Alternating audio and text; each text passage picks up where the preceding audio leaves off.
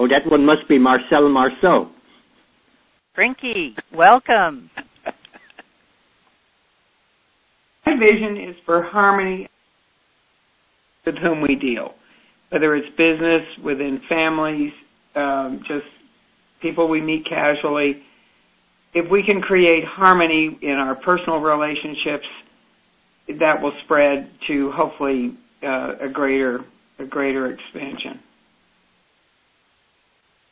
Beautiful, Trinky. Beautiful. Swami, do you have a comment for Trinky?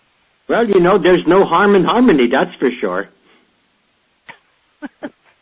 Okay, wonderful. Charlene? Yeah, and one thing that I wanted to mention is that when we do the fourth chakra, one of the processes that I'll share with the participants will be a transpersonal alignment process, which allows you to intentionally create that harmony that you were just referring to, Trinky. You'll be doing that as a process. Terrific. Okay, Charlene, would you like to share your vision? I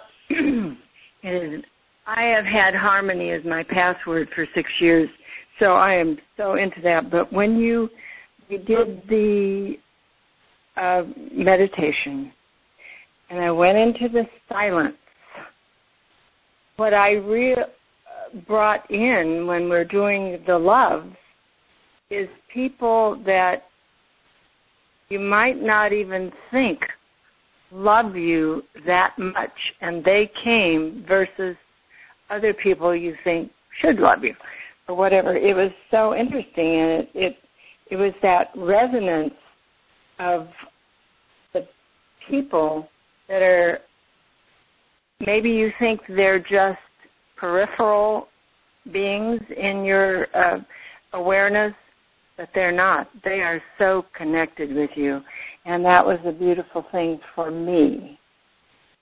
My sense of that is that we're connected at not only physically and energetically, but also at a soul level and a spiritual level, and that's what brought them in. I believe that is correct, and you can realize it more in silence. Silence. That's where I find it. Thank you. That was beautiful, Charlene. Thank you. Thank you. Is there anyone else who would like to share their vision? Just push 1 on your keypad. Well, Swami, tell us a little bit about your vision. Well, here is my vision. Now, I think that it's very, very important that we imagine things, because let's face it, if we can imagine something, then it can come about, okay? Without imagination, we cannot imagine. So I want to imagine this. Imagine think tanks where they think about more than tanks. Imagine young people living for their country instead of dying for it. Now I'm going to stretch your imagination. Imagine going to the polling places and voting for the greater of two goods. Now you might be thinking, Swami, you are proposing a sane world, you must be crazy. But I say there's no need to change the world, there's a better way. Let's toilet train the world and we will never have to change it again. You're amazing. Well, it's all in my turban. I'm turban powered.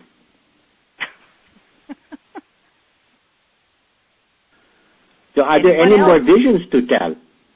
This would be the opportunity to speak it forward, because if you speak something forward, in the beginning was the Word. And so whatever words you have, they have the power to create.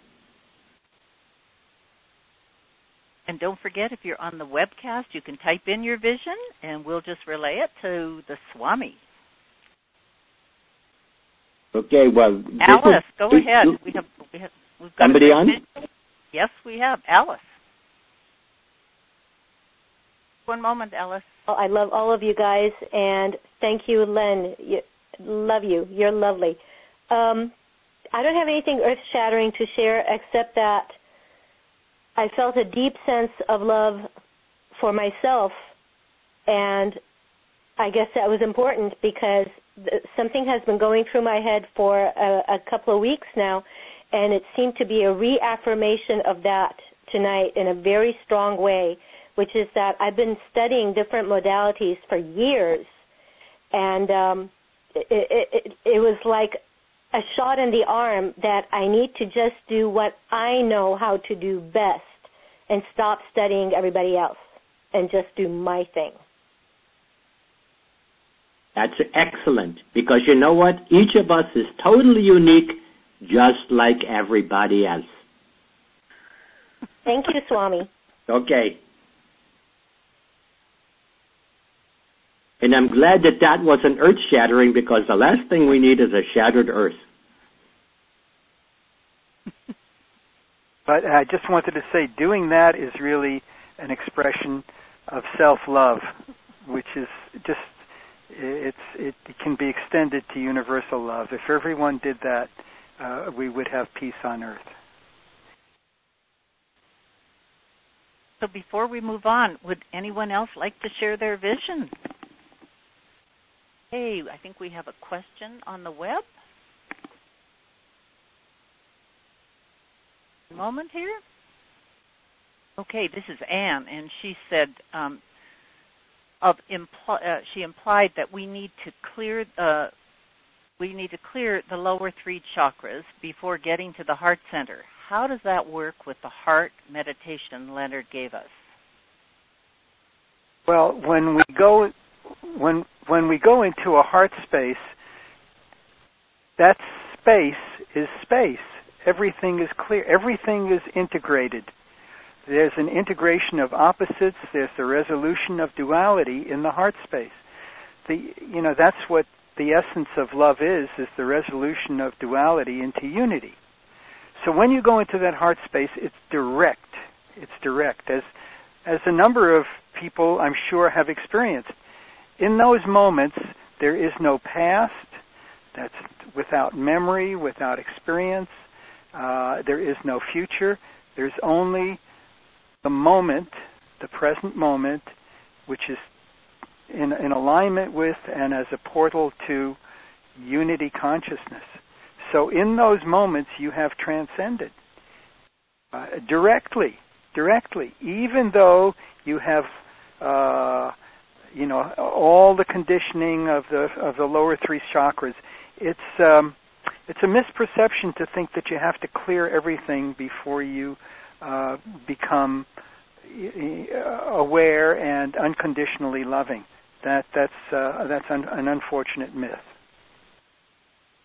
Not true. So thank you so anyway, much. that's the answer. I hope that answered your question, Anne. Thank you. Thanks, Len. Yep. Okay, Jan. Yes. Your vision. I do have a vision, and my vision is that what we seem to separate ourselves from animals and call animals everything but us. My vision is that all animals be accorded the dignity, respect, and love that we give to one another as humans. Oh, that is so beautiful. Thank you. Thank you, Jan. It's important. Jody. It is. It truly is. It truly is. Jody. Would you like to share your vision, Jody? I guess my vision would be that we start utilizing all the great technologies and the mines out there, that we no longer have to depend on fossil fuels for our future. And also, like the previous caller, recognizing all the things that animals have to offer to us and we to them, and treat them accordingly. Absolutely lovely. Really nice. Thanks, Jody. Thanks. And we have another vision from the web, and this is from Pat, and she said, I see a world in which those having no judgment no longer makes you seem to be the crazy ones. Well, that is called Non-Judgment Day. Absolutely. That's my Pat, vision too, non-judgment. That was beautiful. Yes. Okay, thank you so much for that, Pat. And Doug? Yes, I have a vision for the world, and that is that as more and more of us awaken to the truth of who we are, it presents to the collective consciousness the truth of who everyone is. And as we reflect more and more on that truth, suffering becomes less and less, and we have a world without suffering. And I say ASAP.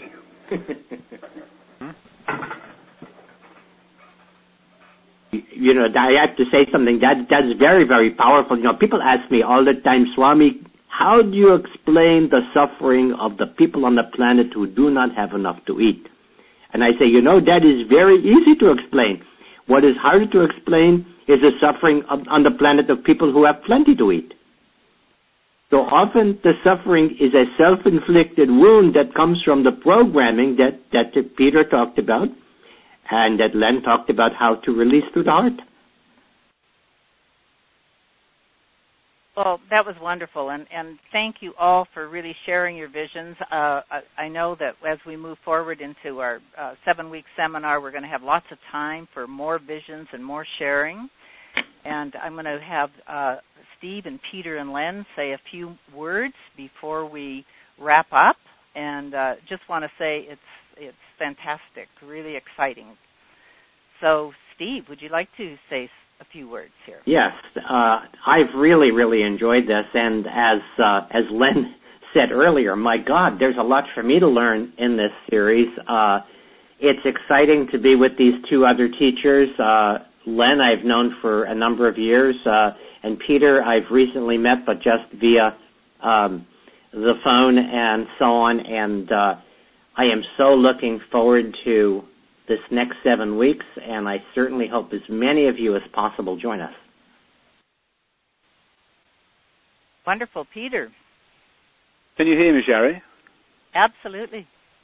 Okay, because I've been having some muting problems here, but that's okay. I've heard everything that's been said, which is wonderful. I think we have an incredible opportunity between us, Shari, Steve, Len, and myself, and all the people that have joined us this evening, to really create a very powerful vortex of love and peace.